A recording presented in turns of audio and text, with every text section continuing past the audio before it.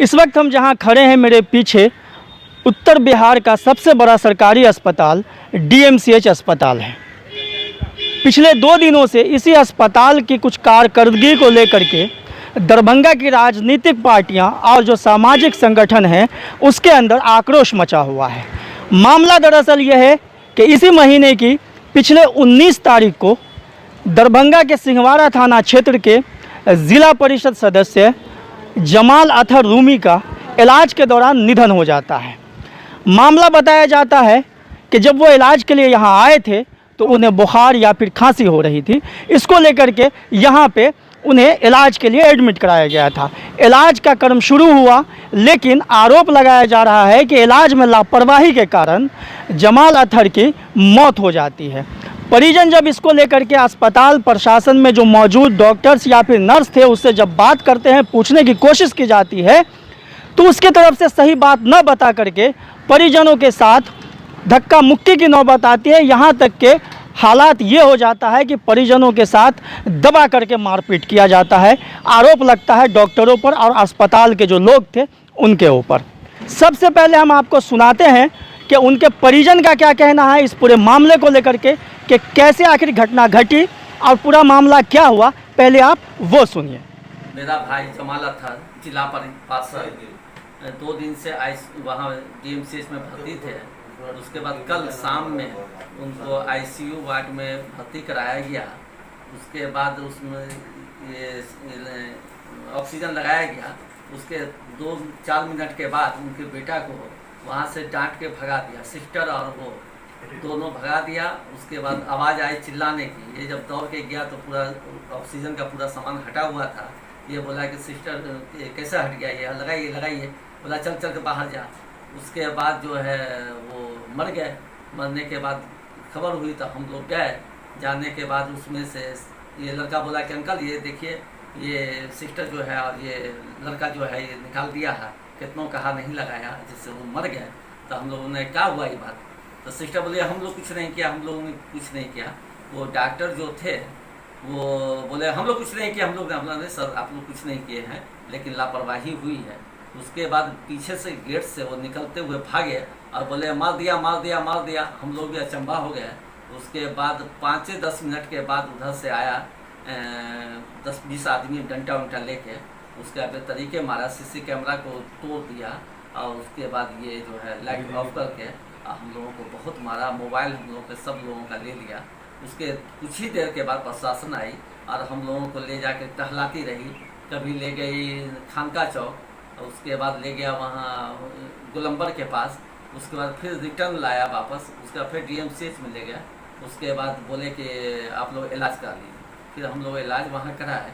उसके बाद जो है बहुत प्रेशर देने लगे कि नहीं लाश को अभी इसी वक्त ले जाना है और जाके दरभंगा में गाड़ना है, यहाँ गाड़ना है, वहाँ गाड़ना है, जेसीबी वाला मंगाते हैं। तो हमने कहा कि ना अभी कोई रिपोर्ट आया ही नहीं है कोरोना का, जिस कारण आप ऐसा क्यों कर रहे हैं। बहुत प्रेशर दिया। उसके बाद प्रेशर देने के बाद जो है हमारे 2 बच्चा को वहाँ रख लिया और उसके बाद जो है कि नहीं अभी इसी वक्त करना होगा। तो हम लोग वहाँ से लेके आए यहाँ, उनके मौजूदगी में बाई प्रेशर जेसीबी से खोद के उसमें दफना थे। जमाल अतहर जो मृतक हैं उनके परिजन कि किस तरह से उनका इलाज किया गया डीएमसीएच के अंदर। जब उनकी मृत्यु हुई तो उसकी जो बॉडी थी उसको कोरोना पॉजिटिव पेशेंट की तरह ट्रीट किया गया। ऐसा जो वायरल वीडियो है उस दौरान का उसमें भी नज़र आता है कि किस तरह से लोग पीपीई किट पहन करके उसे ले गए। और परिजन बताते हैं कि आनन फानन में ज़िला प्रशासन ने जमाल अतहर का अंतिम संस्कार करवाया। सुबह 4 बजे ही उसे जेसीबी से खोद करके उसे दफन करवा दिया गया। जो एक अमूमन कोरोना पॉजिटिव पेशेंट जब उसकी मृत्यु होती है तो जिस अवस्था में उसका अंतिम संस्कार किया जाता है वो करा दिया जाता है। लेकिन इसके बाद जब उस जमाल अतहर मृतक की जो मेडिकल रिपोर्ट है जो कोरोना के लिए ली गई थी सैंपल, उसकी जो रिपोर्ट आती है वो नेगेटिव आती है। अब ज़रा आप इसे सोच के देखिए कि एक ऐसा पेशेंट जिसे कोरोना था ही नहीं, उसके साथ जो ट्रीट हुआ जाने अनजाने वो एक कोरोना पेशेंट जैसा हुआ। उसके परिजन आखिरी वक्त में उसे ढंग से मिल भी नहीं सके, उनका अंतिम संस्कार भी ढंग से नहीं किया जा सका। तो ये अपने आप में एक बड़ा सवाल है, ये पूरी चिकित्सीय व्यवस्था पे, सरकार की व्यवस्था पे, कि आखिर एक आम आदमी अगर कोई बीमार पड़ता है उसका इलाज होगा, कैसे इलाज होगा, कैसे डिफाइन किया जाएगा कि वो मरीज़ कोरोना पॉजिटिव है या नहीं, और अगर कोई मरीज़ कोरोना पॉजिटिव नहीं है तो आखिर उसके मरने के बाद इस तरह से उसकी आखिरी जो अंतिम यात्रा है वो कैसे की जा सकती है। तो ये एक बड़ा सवाल है। जो जिनकी मृत्यु हुई जमाल अतहर की, वो एक पुराने कार्यकर्ता माने जाते थे राजद के। हालिया ही उन्हें हमारे सूत्रों से पता चला है कि उन्हें राजद की प्रखंड स्तरीय, सिंहवाड़ा प्रखंड स्तरीय कोई जिम्मेदारी भी सौंपी गई थी। उसके बावजूद जब इस तरह के हालात हुए हैं तो राजद के जो ज़िला के जितने भी कार्यकर्ता हैं, जो शीर्ष कार्यकर्ता हैं, वो लोग क्या सोचते हैं और क्या उनकी प्रतिक्रिया है, क्या वो ज़िला प्रशासन से मांग करते हैं, आप ज़रा ये भी सुन लीजिए। जिला परिषद के सदस्य जमाल अतहर रूमी साहब का इलाज के दौरान उनकी मृत्यु हो गई और मृत्यु के बाद वहाँ जो तैनात कर्मी थे, अस्पताल कर्मी थे, उनके द्वारा परिजनों को प्रताड़ित किया गया, मारा गया, पीटा गया, हाथ तोड़ दिया गया, जिसका पूरा विजुअल आया है। ये बहुत ही दुखद घटना है। जिस अस्पताल में लोग इलाज के लिए जाते हैं उस अस्पताल में इस तरह की घटना नीतीश राज में ही संभव है। चूंकि चिकित्सक को भगवान का दूसरा रूप कहा जाता है और उसके द्वारा इस तरह का व्यवहार किया जाना और निग्लिजेंसी से उनकी हत्या, ये कोई मौत का मामला नहीं है। अगर ऑक्सीजन उनको निर्बाध गति से मिलता रहता, वेंटिलेटर पर उनको रखा जाता, जिसकी गुहार उनके परिजन लगा रहे थे, अगर ये सारी व्यवस्था उनको दी जाती तो जमाल अतहर रूमी साहब नहीं मरते। जिस तरह की ये घटना हुई है, ये घटना साबित करता है, इस बात को प्रमाणित करता है कि रूमी साहब को जानबूझ करके उनकी हत्या की गई है हॉस्पिटल प्रशासन के द्वारा। आपको क्या लगता है, अगर ऐसा आपका आरोप है तो किस पे आपको शक है, कौन करवा सकता है उसकी हत्या? इसके यही तो हम लोग मांग कर रहे हैं, जो जिसके द्वारा ये निग्लिजेंसी की गई है और अस्पताल कर्मी जो गुंडा को लेकर के वहां पिटवाए हैं, उसकी जांच निष्पक्ष उच्च स्तरीय जांच और जो दोषी तैनात, चाहे वो चिकित्सक हो या नर्स हो या अस्पताल के कोई भी कर्मी हो, उस पर हत्या का मुकदमा दर्ज, उसको तत्काल बर्खास्त किया जाए। ये घटना एक जमाल अतहर रूमी साहब की नहीं है। पिछले दिनों एक मधुबनी के चिकित्सक आए थे जिनकी हत्या, जिनको भी यहाँ ऑक्सीजन के अभाव में उनका दम टूट गया। ये तो बिहार में दरभंगा का नाम, बड़ा नाम था इस चिकित्सा महाविद्यालय का, लेकिन नीतीश सरकार ने पूरा चिकित्सा व्यवस्था को ही चौपट कर दिया और उनकी चिकित्सा व्यवस्था पूरी तरह पगडंडी है। कोई व्यवस्था नहीं है। कोरोना मरीज के लिए न जांच हो रही है, न उसके लिए उचित, जो कोरोना मरीज के लिए उचित संसाधन होना चाहिए, वेंटिलेटर, आपको ऑक्सीजन, उसके लिए स्पेशल व्यवस्था होनी चाहिए, कोई व्यवस्था नहीं है दरभंगा अस्पताल में। यहाँ तो लोग इलाज के लिए नहीं जाते, यहाँ तो लोग मरने के लिए जाते हैं। कोई दूसरे बीमारी का भी मरीज आता है, उसको कोरोना समझ के प्रताड़ित किया जाता है। इनका भी रिपोर्ट निगेटिव आया है।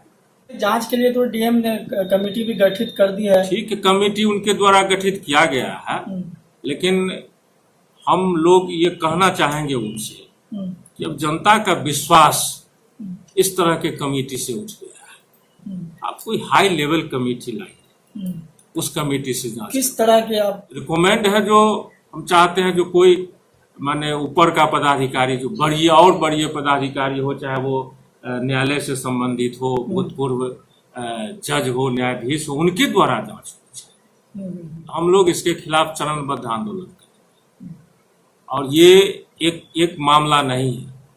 पूरी तरह से ये जो अस्पताल है, इस अस्पताल में अब इलाज नहीं होता है, ये सिर्फ दिखावा का अस्पताल हो गया है। यहाँ लोग मरने के लिए आ गए हैं। इस व्यवस्था के खिलाफ राष्ट्रीय जनता दल सड़क से सदन तक दरभंगा में अस्पताल की कुव्यवस्था, भ्रष्टाचार, गुंडई जो यहाँ अस्पताल कर्मी के द्वारा हो रहा है, इसके खिलाफ हम आंदोलन के लिए तैयार हैं और हम लोग इस आंदोलन को अंजाम तक ले।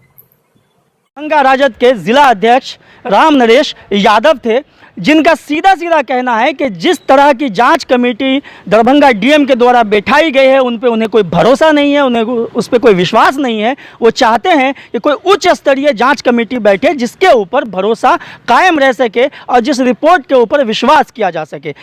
और भी ऐसे कुछ सामाजिक संगठन थे, जैसे कि इंसाफ मंच के जो प्रदेश उपाध्यक्ष है नियाज अहमद, उन्होंने भी अपनी प्रतिक्रियाएं दी हैं और एसडीपीआई के लोगों ने भी प्रतिक्रियाएं दी हैं। जो मुस्लिम बेदारी कारवां के अध्यक्ष नजर आलम है, उन्होंने भी काफ़ी कठोर प्रतिक्रियाएं दी हैं। सब लोगों का ये आरोप है कि जिस तरह से जमाल अतहर की मृत्यु हुई इलाज के दौरान डीएमसीएच के अंदर और फिर उसके परिजनों के साथ मारपीट की बात कही जा रही है और वाकई मारपीट तो हुआ है। चूँकि तस्वीरें बता रही है, वो दृश्य बता रहे हैं किस तरह से उसके घर के लोग, परिजन जो हैं मृतक के, वो जख्मी हैं। उसे आप देख करके खुद अंदाज़ा लगा सकते हैं। आप स्क्रीन पे ये तस्वीर देखिए कि किस तरह से उनके साथ मारपीट की गई है। हालांकि डीएमसीएच अस्पताल प्रशासन की तरफ से ये आरोप लगाया जा रहा है कि जो मृतक के परिजन हैं उन्होंने डॉक्टरों के साथ गलत व्यवहार किया, मारपीट की नौबत किया। तो ये आरोप प्रत्यारोप चल रहा है कि किसने किसको मारा, लेकिन जो हालात है परिजनों के, जो जिस्म के ऊपर मार डंडों के निशान हैं, जिसे देखकर कोई भी कह सकता है कि मरीज के परिजन जो मृतक थे उनके परिजनों के साथ ज़बरदस्त तरीके से मारपीट की गई। जब ऐसी संदिग्ध परिस्थिति में किसी की मृत्यु हो जाती है तो आप सोच सकते हैं कि उनके परिजनों की मानसिक स्थिति क्या होगी उस वक्त, जब उसे ये लगता है कि हमारे परिजन के साथ, हमारे जो मृतक थे उनके साथ कुछ ना कुछ, कहीं ना कहीं इलाज में ढिलाई की गई या फिर लापरवाही की गई। जो ऑक्सीजन लगा था उसे निकला हुआ पाया गया और उसके बाद उसकी मृत्यु हो जाती है, तो जाहिर है कोई भी परिजन आक्रोशित होगा और वो उनके अंदर का जो आक्रोश है वो निकलेगा।